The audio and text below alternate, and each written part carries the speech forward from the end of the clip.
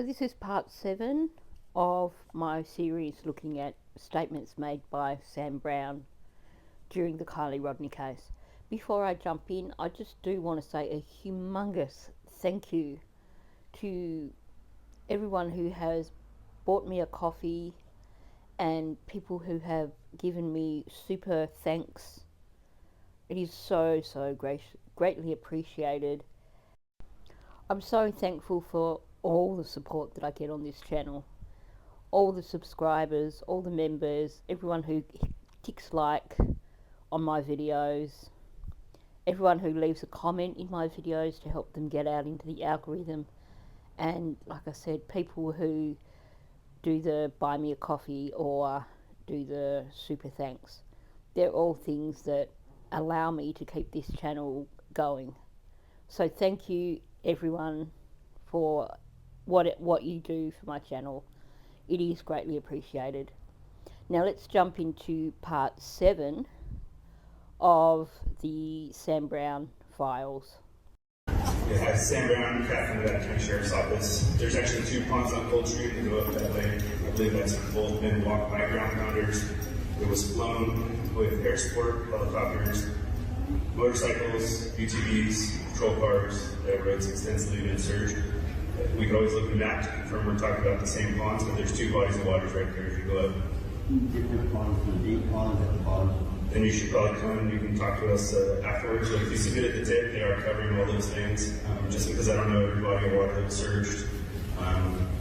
Pretty much anything within the route, like around Cold Stream, was obviously a high target area of making sure we covered it.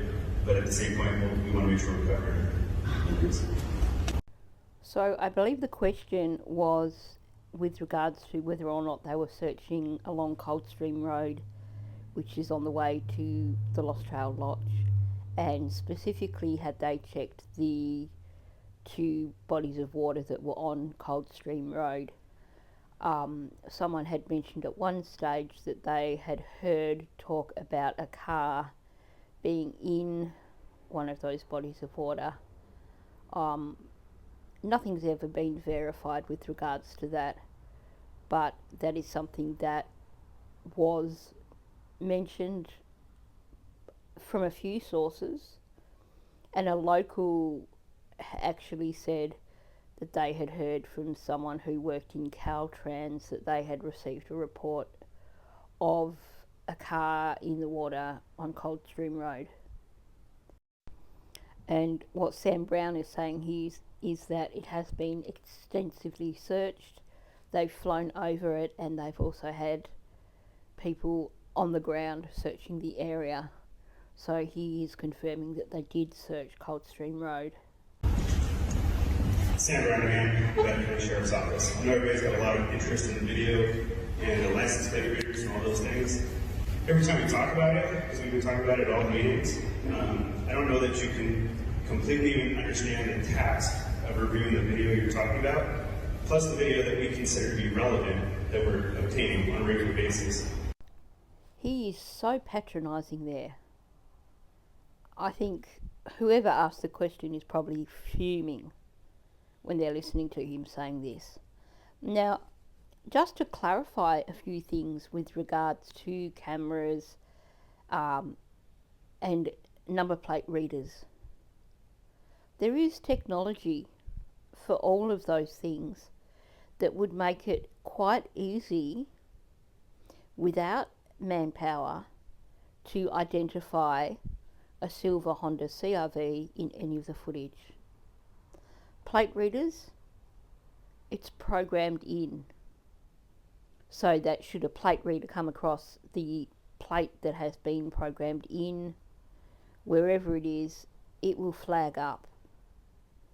In terms of the cameras, and this is something to bear in mind while he goes over his long spiel about why it is so hard and why they can't possibly check all the cameras and see all the footage. There is software which, and I've heard this directly from, it was either Duty Ron or the guy on the interview room. So this has come directly from law enforcement. there is software available, and I believe it is FBI software, and they had FBI on this case, let's not forget that. But there is software available that will basically scan through video footage at high speeds, and you can program in what you are looking for, and it will search specifically for whatever it is you are searching for. So given that they're saying that we've got everyone throwing everything at this case, there's, nothing is being spared in searching for her, and given that they had something like 50 FBI agents on the case, so they had the support of FBI, they could have accessed this technology. They could have submitted all their footage from the area to be checked by the FBI, and it could have, within a matter of hours, come up with any images of silver Honda CRVs. So what he's saying here, and what he says going on from this, is just complete utter BS. One single cell phone can contain about 256, if not 500 gigabytes of information. I don't know that you understand the grasp of that. Still being utter patronising. And now, yeah, sure, a cell phone may contain up to 250 gigs of data. But let's be real, what do they want from cell phones of the teens who they've asked to bring their cell phones in? They want video footage or photos. And yes, they probably do want to download the entire phone to check for deleted images or deleted videos, but there is a specific type of data that they are looking for, so they don't need to be searching through 260 gig of data. And let's be real, a lot of kids don't have phones with that much data on them. So maybe they have apparently got data from 400 phones that needs to be checked through. But once again, they are only looking for specific things on those phones. They have the support of the FBI. They've got 50 FBI agents working on the case, he said. Well, they're not out there pounding the ground and doing a search, are they? They're obviously working on technical stuff. So even if you put 10 of those 50 FBI agents onto the task of working on data that has been removed from phones, then even at 400 phones, they just have to look through 40 each. That sounds like a lot until, as I said, you break it down and you realise you're really only looking for digital footage. You're only looking for videos and photos. And let's look at it that way. Let's say one person does have to look through 40 phones. Not every phone is going to have a great deal of data on there, or is going to have anything on there that's relevant. So you may have some that may take time to work through, and then you may have others that take 5 minutes. So he can't turn around and on one hand claim that we have all this manpower, we're putting in all these thousands of hours, we have full support of FBI, but we can't check phones. The other thing I would throw on is that we literally sent law enforcement from gas station to gas station. Any store location that we thought had a video camera of some sort, which is how we ended up with some of our surveillance video that's here. And so, yeah, I would say every effort to relevant information that we put at a higher priority is being reviewed. To sit and watch a camera on I-80 to see a vehicle go by at 65, maybe more miles per hour is almost an unsurmountable task, because now you're talking about not watching it at full speed, you're talking about slowing that down and sitting there watching it. You're not talking about hours, you're talking about days, weeks, maybe even months for a single video camera. Do you think people really believe him when he says that? Because surely there must be people in the town who have enough knowledge to know that there is that technology there, like I just mentioned, that can scrub through really, really quickly footage from cameras and pull up images of what has been programmed in to be searched for. It doesn't take months and months of manpower. It takes somebody to be there to look at the images when they come up. And like I said, it's technology that scrubs through at a super, super fast rate. We're not back in the dark ages where you do have to watch every single little bit of footage. It doesn't work that way anymore.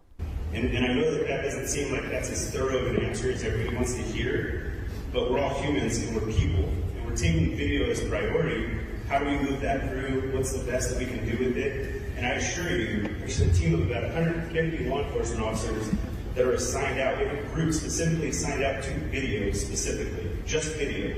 And some people are sitting there literally reviewing video and just watching it. Some systems are being sent off to be sent through automated systems that can look for license plates, vehicles, different types of things like that, and then comes back and allows us to kind of have a heads up if something pings or hits on that, because it's an insurmountable amount of information. And I don't know if anyone can understand the grasp. Our teams are in an up and down of emotions and trying to do the same things that you guys are doing.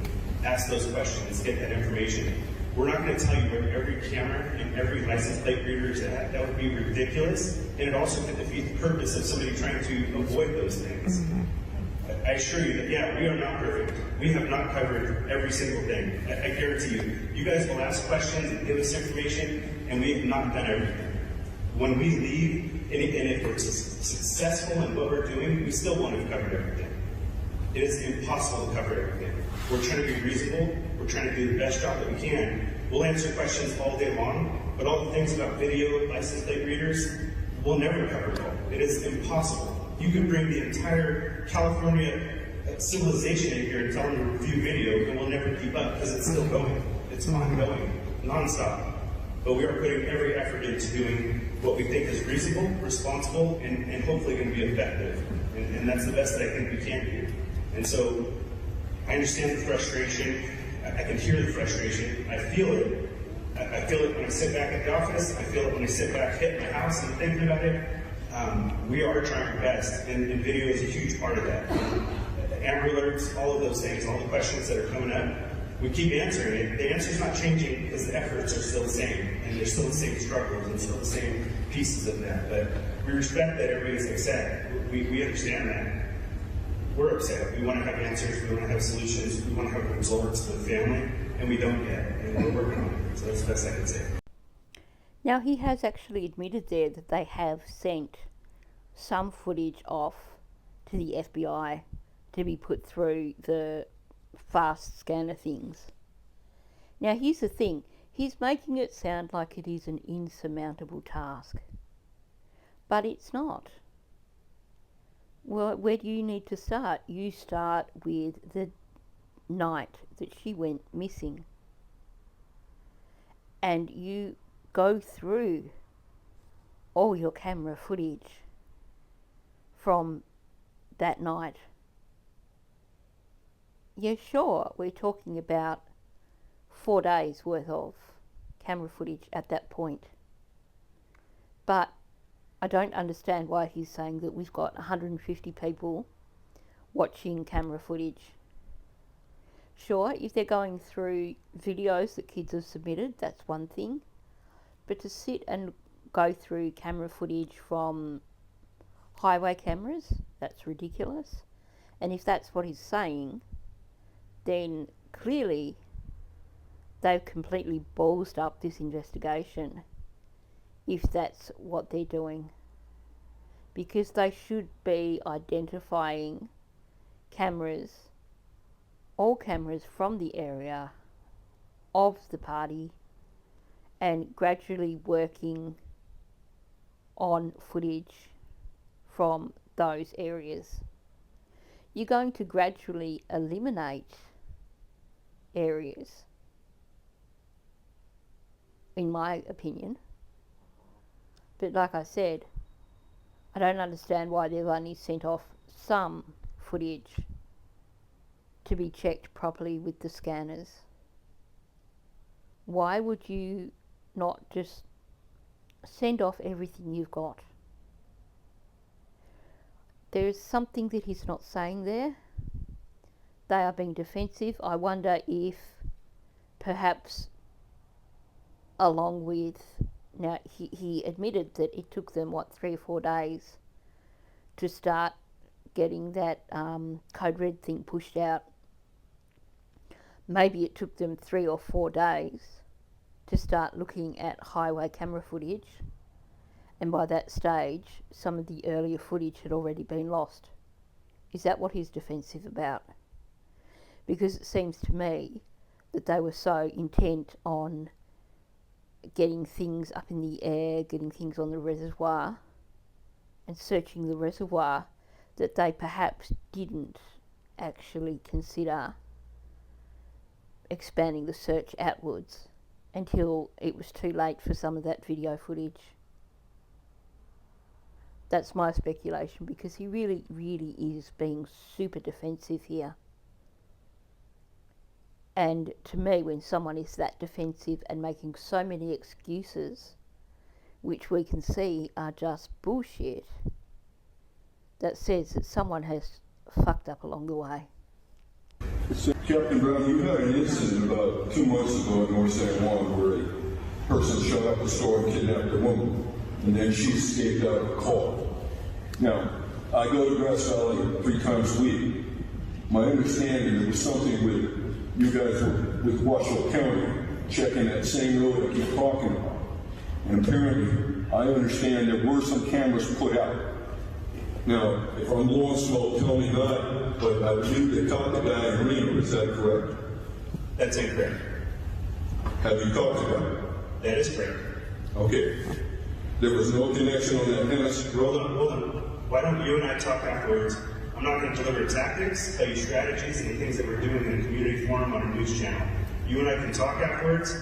The case you're talking about with that individual has zero to do with this.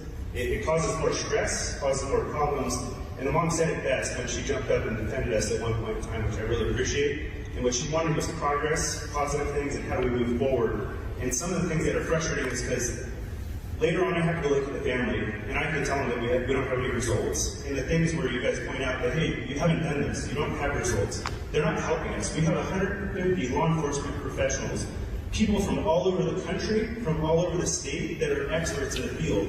We sit countless hours and countless time talking about all of these things you guys are bringing up. I know they're important. We want to answer questions for you. That's the whole point of a community forum, to inform you guys and let you guys know the things that are going on.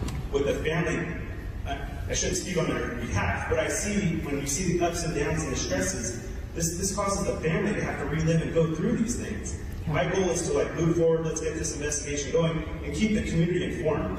The family, I try to keep close at hand and keep informed at all times. My partners with the Placer County Sheriff's Office, Captain Sander and I have been doing the same thing the whole time. We have people liaisoning with them to try to make sure they're informed. That's our biggest goal. The community support is a huge factor. We need community support. We need help. We need information.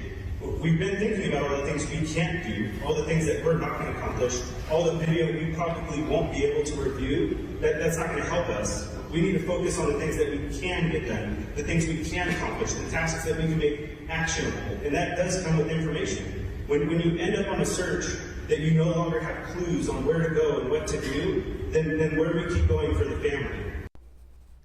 So he's basically saying here that he wants community support, but he doesn't want the community to ask questions. He's so very, very defensive. which to me is concerning. Why not just be transparent and come up with some answers for people? You have people at this meeting, community members, who are asking questions and being shot down. And what this Joey Sweet was asking was about, have you checked about cameras that he's heard were put in a specific area due to another investigation? Have you checked with other organisations if they have got some of these kind of stealth cameras about the place? And Sam Brown gets all defensive and he's like, well, you know, we're talking to all these agencies, but we're not going to tell you where all the cameras and things are, and, you know, why are you questioning us? We need your support. Note once again also that he talks about a search where they no longer have clues, they no longer have any direction of where to go. So were they completely coming out blank at this point in time? They believed that they had thoroughly checked the reservoir. They'd flown over it countless times. They'd had divers in. They'd had side scan sonar. They'd done all that. They believed that they'd covered that area. And so they were now at a point where they didn't know where else to look. To me, that is saying, and I know there'll be people who come in and say, no, they just couldn't find it. But if you listen to the previous video that I did on this, I covered a lot of other points to do with why I believe that they should have been able to find the vehicle if it was in the reservoir at that point in time. But let's call a spade a spade. We know that helicopter pilots have said they could see the bottom of the reservoir. You look at when Adventures with Purpose went in, that drone footage and the helicopter footage, you could see the car there on the bottom of the reservoir before it had even been moved. And sure, the water levels dropped, but not so significantly that you wouldn't have been able to find that vehicle. And how do we keep going? Because I can tell you right now, we're on day 7 of a search. Day 7 of a search with 100 people, professionally trained, and lots of civilians that I can't even tell you can count who are out there looking around. And they're being given direction by experts, at least in the state, of here's where we go, this is how we do it, these are the things that we get going and move forward. But at the end of the day, the family needs the community support. And the goal of these community meetings is to keep people updated and give them information. I'm sorry, I don't have a lot of good information to give you guys. I'm more sorry for the family that I don't have information to give them. But the nitpicking or the trying to pick apart or talk about a whole separate case, we know the roads in the area. I have extensive maps with tracks all over the place, with helicopter tracks and car tracks and motorcycle tracks and people walking around and all these different things. You know, while we're waiting here, we were able to confirm that those ponds on that property were searched and checked. And we're going nonstop trying to figure this stuff out. I get it, and I know you guys are concerned. I appreciate that everybody is here. I appreciate the frustration because that means that everybody cares. But we need to have these positive reactions and asking simple questions so that people can get to their questions as well. It's not to take over. I have no problem having a sidebar conversation with you afterwards. All I want to do is try to do the best I can and give you guys community support. So he doubles down again on talking about the number of professionals they've got helping. So the suggestion is here that they've got the best of the best on this case. They've got every resource on this case, and yet they can't find her vehicle. And he is being so defensive about community members asking questions. Sounds like there is some major frustration going on here, and I don't know if it is just community being frustrated with law enforcement or law enforcement being frustrated because they're coming up blank when, as he said in previous discussions, they do 40 searches a year and they never fail, which is essentially what he said. And yet, for some reason, they couldn't find Kiely. So there's a lot of frustration going on here, and I wonder if him being defensive is just the frustration that we should be able to find her because we always find the person that we're looking for, or whether it is because the community are just getting really pissed off with them because they can't find Kiely, or whether it is because they do have additional information that is concerning to them, and at the same time it's not taking them any further in terms of finding where she is. I don't know. I'd like to hear what people's thoughts are on the way Sam Brown was really getting riled up during this meeting and the community response. I do find it interesting that he kept going back to talking about we should be supporting the family and almost gaslighting people by saying that you questioning us is upsetting the family, which to me is insane. Because when you look at other cases, quite often it's usually the family who is questioning law enforcement and saying, why aren't you doing this, why aren't you doing that? Why have you got no answers for me? And yet the community are doing this and he's getting upset. So what were the family doing at this point in time? Why would the family be upset about people asking questions that might get the investigation closer to finding Kiely? It's a little bit confusing, if you ask me. Anyway, that's the end of the community meeting, so that's a good place to stop this particular video. I know these videos aren't popular, and so be it, but I will push on for those of you who are interested, and I will continue to put them into the law enforcement playlist. So if you've not seen the other videos in this series, they are in a playlist which I will link below. So thanks for watching. Please hit the like button, please subscribe if you're not subscribed, please leave a comment below.